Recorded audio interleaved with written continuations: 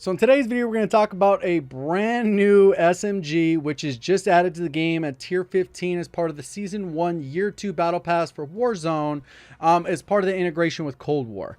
A lot of times when they add DLC weapons, they are very good, a little bit broken, could be a little bit overpowered. This one falls into that case. I don't think it's necessarily overpowered, but I think it is very competitive with the MP5. And I think a lot of people, if they're actually looking for something new, they're going to switch over to this, especially if they're not trying to do the R9 meta, considering that weapon didn't get nerfed. If you're the SMG user for close range, you've been using the MP5, MP7, other weapons, Uzi with 32 round mag, try this monster out. I'm going to talk about the stats that make it so good. If you enjoyed the video, learned something new, make sure you hit the like button. Goal on this video is 3,000 likes. If you're brand new, want to find your way back for more Call of Duty content, make sure you are subscribed with notifications on. Plan to do a future video on the Groza pretty soon. I don't know how nasty that one is, but that one's at tier 31, so everyone will be able to get that as part of the free battle pass. So let's go ahead and get into it. And if you saw one of my previous videos where I was talking about some of the weapon stats coming from the Cold War weapons transitioning over to Warzone, you'll know that pretty much none of the stats that we had in Cold War transfer over 1-to-1. Pretty much they've gone and changed literally every stat that you can on the weapon to make it a completely brand new weapon. Recoil pattern,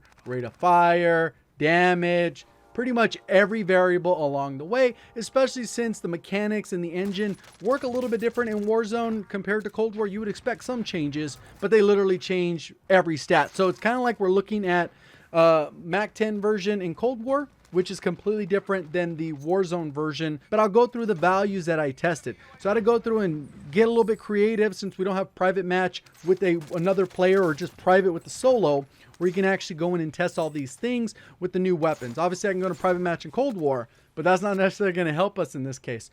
So when it comes to the rate of fire, it ends up being within the same amount as the Cold War one. The Cold War one is 1111. That's the rate of fire. In Warzone, what I was able to measure was 1128. So it could be like a half a frame off. So that one's looking like it's pretty accurate. In terms of damage in Cold War, it does 27 damage to the body. In the head, obviously, you're going to get the multiple of like 1.4 or whatever it is in Cold War. When it comes to Warzone, it's going to do 25 to the body, and then as it drops down a little bit further range, it's going to drop down to 20, then it's going to drop down to 19. And that's what we're going to focus on, is primarily the upper chest shot, because that's how we're going to compare it to the MP5. When you do those numbers, you're looking at a pretty decent time to kill. It's going to be 10 bullets to the body up close within about 10 meters. Then it drops off to 13 shots, and the TTK for both of those, 479 milliseconds to 638 milliseconds as it has that drop off. And then it'll drop off again, but that's kind of outside the range that you're typically going to use an SMG. It comes to bullet velocity. They've actually buffed the bullet velocity. In Cold War, it's 200 meters per second, which is atrocious. That's terrible bullet velocity. What I was able to measure in game, obviously there's a little bit of frame rounding going on, but it's somewhere between about 450 up to about 525 bullet velocity. So it kind of fits in there as with most of the other SMGs in the game. Without any attachment. Obviously, when you put on a muzzle and a barrel, you can actually maximize the bullet velocity of this weapon, double it in some cases. Obviously, we'll kind of figure it out as trends appear and go attachment by attachment on some of these things and kind of figure out what makes it strong and what makes it weak. But at the end of the day, all that data makes this thing a monster. And one of the things that really separates it between the Cold War version is the ADS speed. The ADS speed in Cold War is 275 milliseconds. What I was able to measure was 200 milliseconds, about 33% faster compared to the Cold War one. And that's to keep it in line and competitive with the Warzone weapons. And I think they've done and tweaked things in a way that makes this weapon just dominant. And we're going to talk about that as we come over here. So the first thing we'll go ahead and talk about is the MP5 time to kill versus the Mac-10, and this is using the data I pulled from in-game. So that's that 25 damage to the chest, as well as the 20 when we get the drop off, and then obviously 19 would be beyond this range. When we look at this blue line, it's the MP5 for the chest. The lower the number, the lower the line is better. We have time to kill on the left in milliseconds. So this would be half a second or 500 milliseconds. And then on the bottom, we're looking at meters, distance in meters. So the further you go away, obviously it's going to require more bullets. As it requires more bullets, it's going to increase that time to kill. So what we're looking at here is in that close range engagement where you're normally going to use the MP5 is somewhere up to about 13, 14 meters. maybe up to or close to 20 if you're really stretching it. And a lot of times challenging this at range usually depends on the recoil of the weapon. If you're able to hit the shots, you're still in a reasonable distance where your TTK is going to be okay, as long as you're better than the person you're going against, and they're not using a weapon with a super fast time to kill. So we can see right here, based off the numbers I gave, you can see that the Mac-10 is basically always better than the MP5. As you go across, you can see the TTK is always lower. It's not so dramatic that it's like you're never going to lose a gunfight if you use the Mac-10, especially, you got the trade-off of ammo versus, fire rate. This thing is a monster. So you end up being better, and I think this is going to be a good shakeup. Hopefully they don't nerf this thing right away, because I think it's one of the best contenders for a weapon to replace the meta that we've seen in a while.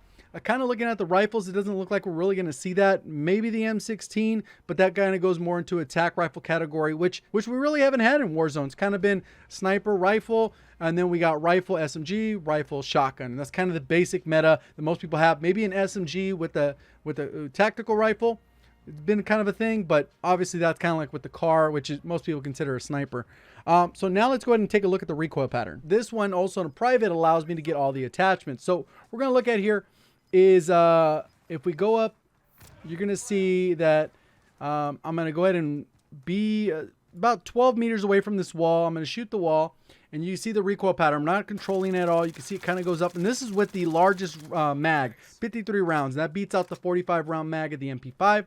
And I'll try to control the recoil. You can see it's relatively easy to control.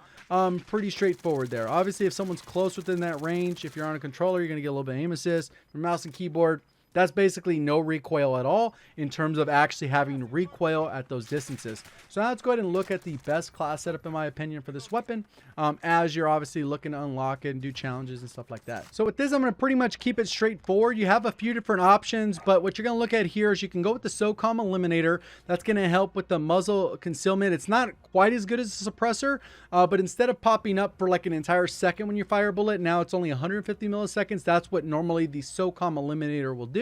But this one's also great for having that vertical recoil control. That's what's kind of helping with that recoil pattern, even though you're firing 53 bullets.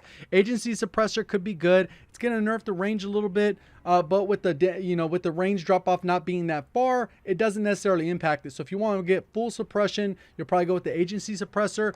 If you want limited suppression, but you get a little bit more benefits in terms of recoil, I'd go with the SOCOM Eliminator. As far as the reinforced heavy, I would go with this one because it's going to give you that bullet velocity and damage range. And obviously with Cold War weapons, what you're trying to solve for typically is bullet velocity, obviously at close quarters, and this is already having a default bullet velocity much higher than it was listed in Cold War. I don't think you really need to prioritize that. You could go for that if you want to combine it with the effective damage range, then you could be offsetting that agency suppressor, so you get a little bit of pros and cons there. You don't even have to have a barrel if you don't want. Sometimes you can get away with it when it comes to SMGs, especially for the close quarters engagements, or just go bullet velocity or just effective range. A lot of options there.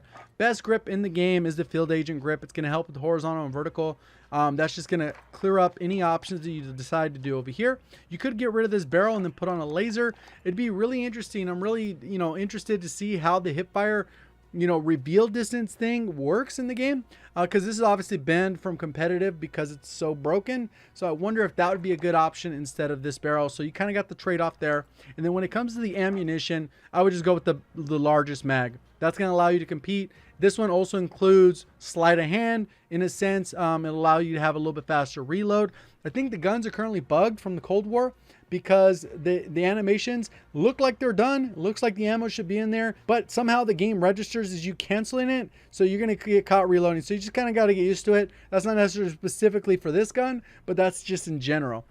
So we have that there. And then the rear grip, this one's generally going to be the best one because it gives you that full flinch resistance. We're going to get the aim down sight speed, which is going to cut down even faster than we have and make up for any other attachments we put on. And that's pretty much it. That's the class setup I would use. 5 attachment, and then you can swap this one out for the laser if you want to go with the Ember sight. But that's going to impact your aim down sight, sprint to fire, which you maybe want at close range. So that's pretty much it. Hopefully you guys did enjoy the video, learned something new. If you did, please do me a favor, hit that like button. If you're brand new, want to find your way back for more Call of Duty content, make sure you are subscribed with notifications on. Appreciate all the support. Thank you for watching. As always, have a great day.